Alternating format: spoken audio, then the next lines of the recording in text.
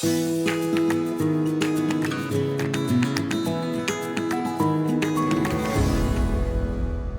¿qué tal amigos? Sean bienvenidos a un nuevo capítulo de Sin Manual. Bueno, yo muy contenta de poder abrir esta ventana, abrir esta puerta, dependiendo hasta dónde resuenen estos mensajes en tu corazón, en tu vida, porque al final el objetivo de Sin Manual es tratar de entender que todos esos prejuicios que tal vez han guiado nuestra existencia, deberíamos dejarlos a un lado y deberíamos entender el camino, el recorrer de nuestra existencia de otra manera y valiéndonos además con este despertar de la conciencia, ¿sí? De esta frase un tanto manida, pero que es una realidad y nos facilita tener acceso a conocimientos que nos ayudan a entendernos, o por lo menos una lucecita que se ilumina dentro de nosotros para eso, ver dónde están las mayores piedras, dónde están los huecos profundos y cómo transitar de la mejor manera posible. Y cuando llegue la tormenta, pues aprovechar de esa tormenta lo que se pueda aprovechar y avanzar. Miren, yo estoy feliz, yo estoy contenta porque mi invitado, que se llama Efrén Martínez, yo mientras he estado acercándome a su trabajo, a su obra, conociéndolo, digo, qué maravilla que existan las redes sociales. Hay momentos en los que uno hasta, no sé, denosta de las redes sociales y dices, pero qué locura, yo soy madre de adolescentes, de 2 niñas, pero qué maravilla que esta aldea global nos permita conectarnos con gente que tenga esa solidez intelectual y sobre todo ese camino recorrido y esa vida vivida, que puedas acceder a mensajes que te desnudan en un instante, escuchándolo, viéndolo. Bueno, hay muchos canales por los cuales hacerlo. Específicamente puede ser, por ejemplo, su cuenta en Instagram y otros que vamos a invitarles hoy. Así que sin más preámbulos, Efrén, ¿cómo estás? Efrén Martínez, gracias por estar en Sin Manual. Muy bien, Ana. Feliz aquí de acompañarte en tu espacio y bueno, agradecido por esta oportunidad de compartir. Te presento, Efrén Martínez es psicólogo PhD, es conferencista internacional, referente en transformación personal y bienestar integral. Autor de 30 libros, ha dictado más de 2.500 conferencias en más de 20 países, centrado en propósito, salud mental, resiliencia, liderazgo y autoconocimiento. Conduce 2 podcasts, Ad Propositum y El Rincón de los Errores. Y bueno, en una de sus reflexiones él dice que él no se autodenomina escritor, que hay gente que escribe un libro, 2 libros y son escritores. Él lleva 30, pero eso no es un trabajo para él. Entonces, qué maravilla cuando te dedicas a tu pasión, cuando tu vida marca, todo lo que has vivido marca ese avanzar y cómo no te quedas en el camino, porque esa es la historia también de muchos que se rinden antes de comenzar. Mira, casi que me vi toda tu cuenta, me disfruté, escuché tus mensajes y yo quiero empezar. Tienes una campaña maravillosa de la cual vamos a hablar, por supuesto, Conectarse a la Vida. Quiero empezar por algo que me resonó muchísimo, porque dentro del conectarse a la vida, algo tan sencillo como habitar tu cama. Tú decías, tienes una cama de 2x2 y duermes en un rinconcito. Bueno, cómprese una camilla. ¿De qué va? O sea, ¿cómo es posible que estamos tan desconectados? Que es verdad, es que ni siquiera habitamos nuestra cama, la esencia. Efrén, danos luces porque tú eres así como que un reflector maxi bruto, así gigantesco, para iluminar a tantas almas que lo necesitan. Pues Ana, es que vivimos tanto en modo huida o lucha de amenazas y estresores, a veces reales y a veces inventados por nuestra cabeza, que nuestro cuerpo está tratando de sobrevivir y no de vivir. Así es que terminamos a veces medio zombies, estando vivos pero muertos. Y cuando llega la noche, en lugar de usar todo el espacio de la cama, metemos nuestras manitas y usamos 15 centímetros y quedamos inmóviles, como tratando de evitar que algún depredador externo venga y se apodere de ti. Y cuando uno se la pasa toda la vida huyendo y luchando de amenazas que la mayoría de las veces ni siquiera existen, están en nuestra cabeza, pues llegaron los 40 años, llegaron los 50, llegaron los 60 y se te acabó la vida y no viviste. Y pensar que somos por ahí con suerte 4.200 semanas, como para uno gastarse 3.000 o 3.500 de esas, tratando de huir o de luchar contra si me quieren, si no me quieren, si me aceptan, si no me aceptan, si se burlan o no se burlan, y se fue este parpadeo, Ana. Así es, y cuando justamente hacemos ese símil de habitar tu cama, así habitamos la vida, o mejor dicho, no la habitamos, en ese espacito, sintiéndonos muchas veces víctimas de lo que me hicieron, de mi mamá, del vecino, de... Ojo, sin menospreciar el drama que implica tener una mamá o un papá autoritario, perfeccionista. O sea, son dramas reales. Pero también como tú lo comentas y como tu vida lo cuenta. Cómo tú pudiste salir de... Wow, de un infierno, de una adicción tan fuerte como las drogas y convertirte en esta luz que eres hoy, con heridas, supongo, porque esas heridas van a seguir allí, pero ya curtidas. Efrén. Pues Ana, yo tuve la suerte, aunque para algunos quizás el término suerte sea desafortunado, dirían no fue una suerte, fue una desgracia. Pero para mí fue la suerte de aprender desde muy niño que la vida es más un electrocardiograma que una línea recta ascendente sin fluctuaciones. Y durante estas décadas he compartido con gente que cree que la vida es una línea recta sin fluctuaciones. Y cuando tú crees que eso es así, la vida se encarga de educarte y de mostrarte que estás en una irrealidad absoluta. Subimos, bajamos, quizás un periodo de arritmia cardíaca, de pronto un periodo con un preinfarto, pero así como sale el sol y se oculta, sale la luna después, nacen las células, se mueren las células. Y yo tuve la suerte de muy chiqui entender que a veces uno desciende a ciertos infiernos, así como a veces sube y toca ciertos soles, y que cuando uno toma un pedacito de la vida que va hacia abajo, uno cree entonces que toda la vida va a ser así. O cuando uno toca un pedacito que va hacia arriba, uno cree que toda la vida es un jardín de rosas. Pero cuando tomas un pedacito más grande, te das cuenta que subimos, bajamos, incluso estando en contextos difíciles y muy complejos. Pasan cosas que te recuerdan que la vida es una maravilla. Y eso, pues para mí ha sido una suerte o quizás una ventaja que sé, que comparto con muchas personas que saben que la vida se parece más a algo que refleja un electro.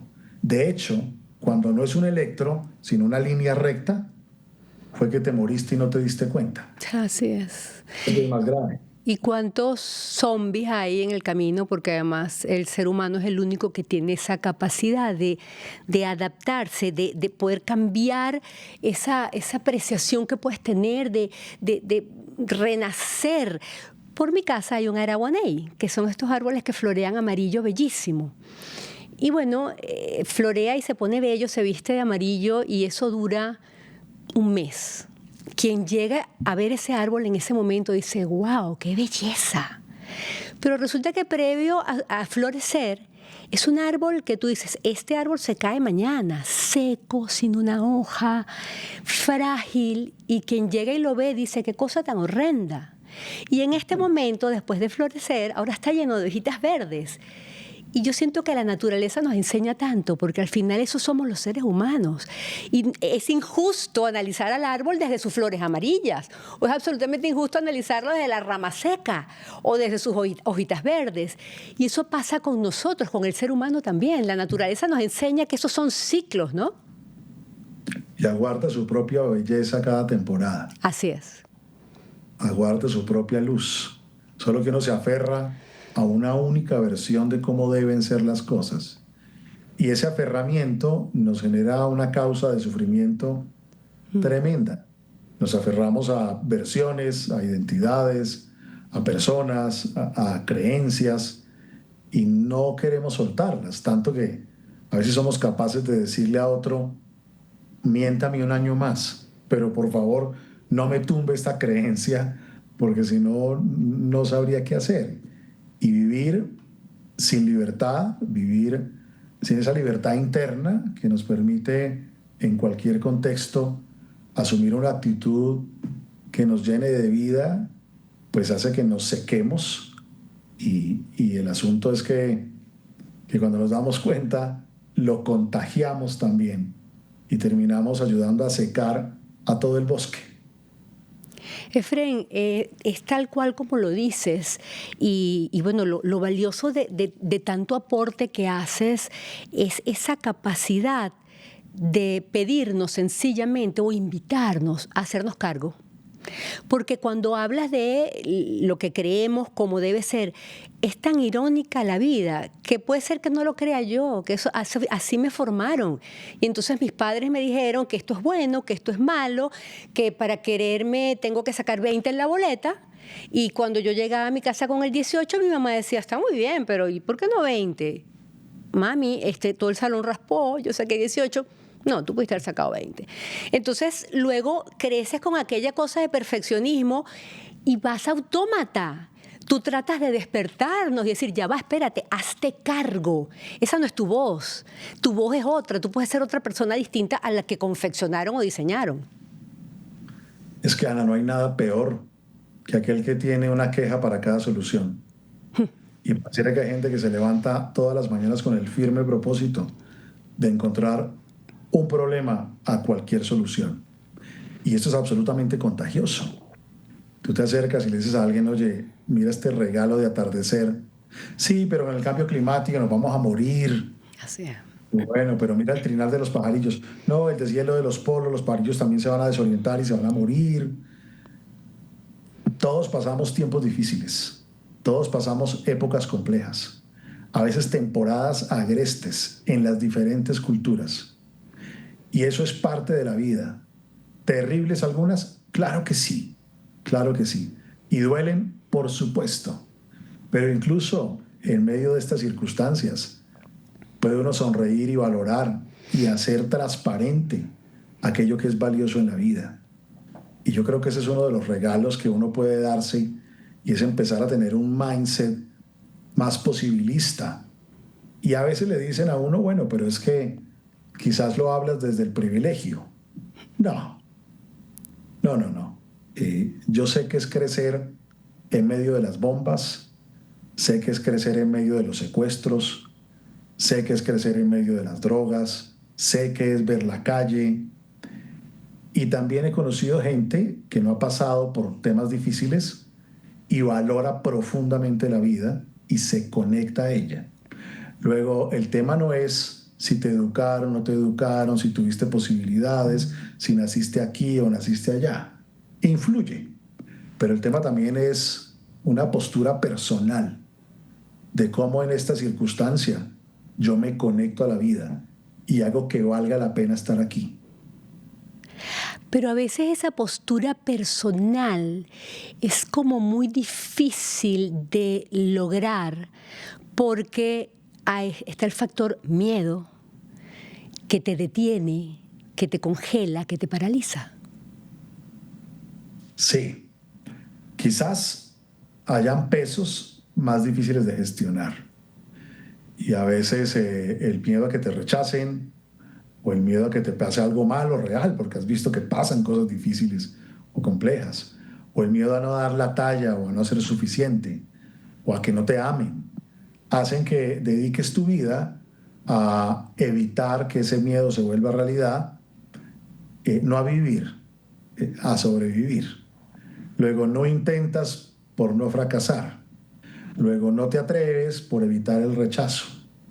Luego no pones el límite porque quizás venga una desaprobación. Y luego, ¿para qué vives si te vas a morir? ¿O para qué te bañas si te vas a ensuciar? ¿No?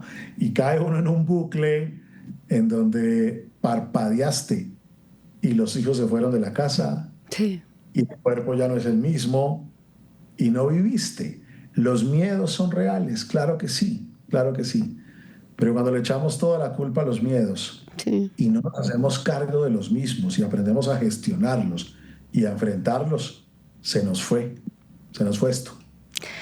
Tal cual como dices, y estás hablando de todo esto, y bueno, cuando el ser humano para que aprenda es complicado. Y dicen que la mayoría de las veces, lamentablemente, aprendemos después de un profundo dolor. Después de mi diagnóstico de cáncer, después de mi trasplante de médula, después de 2 años de estar vestida, yo no sé, con un mono y una franela, y capaz era el mismo mono y la misma franela, el mismo pantaloncito, los 2 años. Cuando llego a Venezuela, veo mi closet, yo no entendía, se me había olvidado toda la ropa que yo tenía. Cuando te das cuenta de lo esencial, entonces entras en esa sintonía en la que tú estás hablando y empiezas a conectarte con una vida que está allí esperando por ti, que abras una ventana, chico, porque hasta si llueve es preciosa y si hay sol es más preciosa. Pero tuve que atravesar un desierto muy rudo. Tuve que tener diagnóstico. Me decían, mire, mija, busca el cura, porque usted se va. Para uno entender cómo hacer, y creo que de ahí va tu campaña. Y además una campaña hermosa que quiere involucrar a más de 1 millón de personas. Invitarnos a conectarnos con la vida. Y voy a decir una palabra que no suelo decir, carajo. Porque es que nos vamos entre que estoy gorda, estoy fea, que dice esta, que dice la otra, no tengo plata, sí tengo plata.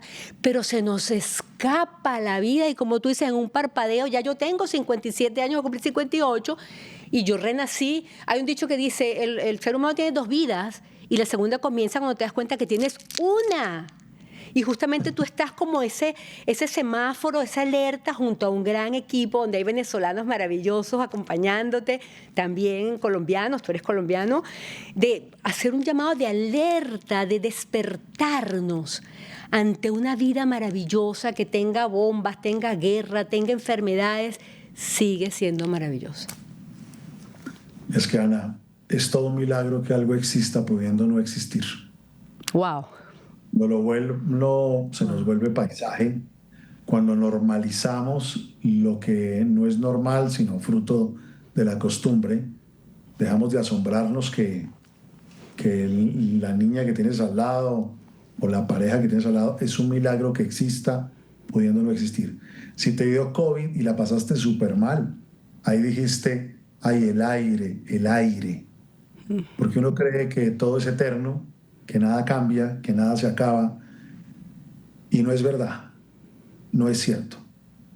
Y a veces en medio de las dificultades o los embates de la vida, terminas tú encontrando que hay que disfrutar cada segundo, cada segundo. Y lamentablemente, aunque pareciera lógico esto, no suele ser así. De hecho, hace 4 meses terminamos la investigación más grande que se ha hecho en el mundo de habla hispana sobre sentido de vida. Miles, incluyendo venezolanos, miles de personas participaron y el 50,15%, 50,16% considera que su vida no tiene ningún sentido y no vale la pena. Imagínate tú. Y 33% siguiente, que a veces sí y a veces no. Y solo un 16% considera que vive a tope y que se la repetiría 3 veces. Y eso es un asunto muy delicado, sobre todo cuando tú sabes que la gente que vive y trabaja con sentido se recupera más rápido de los posoperatorios, vive más años después de diagnósticos de una enfermedad terminal, produce 15% más riqueza, se engancha menos a las drogas, tiene menos problemas de depresión, trabaja mejor en equipo. La Academia Americana del Corazón dijo en el 2015, reuniendo un montón de estudios, que se infartan menos y tienen menos accidentes cerebrovasculares. Es decir, conectarse a la vida siempre va a ser la opción. Lo que pasa es que estamos muy distraídos en la queja y en lo que no hay. Y entonces dejamos de vivir por andar sobreviviendo. Así es. Y dentro de esa realidad tan escalofriante, también porque estamos con una escala de valores tergiversada, porque dices, bueno, mi vida no tiene sentido. Caramba, si eres madre, si eres padre, si eres tío, si eres abuelo, si tienes la posibilidad de ayudar a alguien. O sea, ¿cuál es a qué llamas no tener sentido? ¿A que no eres ultramillonario? ¿A que el yate no te está esperando en la marina? ¿A que no tienes el apartamento en la playa? Porque también es eso, que nos nublamos y creemos que el sentido de la vida son todas esas cosas materiales que, bueno, lamentablemente he trabajado toda mi vida, pero no la tengo. Entonces, está la confusión y está la complicación que genera este aparato y esas redes sociales a las cuales agradezco porque te encontramos a ti, pero que también te hace encontrar unos parámetros y unos estándares de vida que entonces no tiene sentido mi vida. O sea, esta mujer, mira qué bella, mira qué rica, qué poderosa, qué marido, que no sé qué más. Entonces es complejo conectarse a la verdadera vida. Y es que si te levantas tú un miércoles y a las 10 de la mañana ves un montón de personas hermosas, esbeltas, cuidadosamente diseñadas, en medio de un yate, porque como que no trabaja nadie, ¿no? Todo es gratis y todo, ¿no? Pues tu vida es una desgracia y te comparas y el algoritmo va a hacer que te sigan saliendo este tipo de escenas o de personas que hacen parte además de un mercado para vender cosas también, pues se convierte en un dramononón que nos está explicando con fuerza serios problemas de salud mental en millennials y en centennials y en los más chiquis, en donde se ha disparado la ansiedad y la depresión como nunca en la historia, a partir del 2009-2010 en ascenso, asociado a estar metido dentro de la pantalla. Goethe, el poeta, decía, échale una mirada a los libros y dos a la vida. Ahora nos toca al revés, ahora es échale una mirada a la pantalla y dos a la vida. Qué bello. Porque estás afuera y se nos está yendo ahí. Imagínate que en este estudio que hicimos, la gente que permanece menos de 1 hora al día en redes sociales, no hay ninguna afectación en lo que experimenta como propósito o sentido en su vida. Pero la gente que se acerca a las 3 horas y sobre todo hacia la 4ª hora, es como si te lanzaras por un abismo. Dios. Y cuando tú vas a ver el promedio de uso de redes sociales en Latinoamérica, supera las 3 horas. Wow. Pero estamos ahí contra un tema tremendo. Efren, qué sabroso conversar contigo. Y no le hemos entrado de lleno al tema. Se nos acabó el primer capítulo, 20 minutos, pero vamos a seguir te invito a un próximo capítulo para hablar de incluso tu posible venida a Venezuela, del documental, de la campaña Conectarse a la Vida, el documental llamado Efren, y de todos estos mensajes, porque además es tu tono de voz, es tu serenidad, es tu tranquilidad. O sea, todo suma y todo se une en un mensaje valioso, en un mensaje que conecta almas, que es lo que necesitamos, un mensaje que deja a un lado la fatuidad y esta prisa y este vértigo que nos tiene verdaderamente agobiados a todas las edades. Llegaba yo de un viaje de trabajo por el interior del país a la casa el fin de semana y una de mis niñas, tiene 15 años las dos, me dice, mami, estoy agobiada, necesito hablar contigo. Y escuchar una palabra agobiada en una niña de 15 años, ¿sabes? Luego, gracias a Dios, bueno, problemitas, pero para ella sin solución, y luego mami pues pudo ayudar y tal. Entonces, pero está a todos los niveles, es lo que tú dices, y además lo tienes con data real y científica. Gracias por este primer capítulo, no te muevas de allí, yo tampoco, ni me cambio la camisa ni nada, seguimos igualito para el próximo. Gracias, Efren. Y bueno, por supuesto, el agradecimiento a todos ustedes por estar allí. Esta es la idea de crear tribu, de juntarnos quienes queremos y estamos convencidos de que la vida va más allá de un abrir los ojos y volverlos a cerrar en medio de un vértigo loco que lo que busca es cosas materiales y lo que busca es un reconocimiento público, dinero y nada más. Gracias por estar encima, Manuel. Hasta un próximo capítulo. Por supuesto, el de Efren, así que quédese sentadito allí y usted ve el siguiente.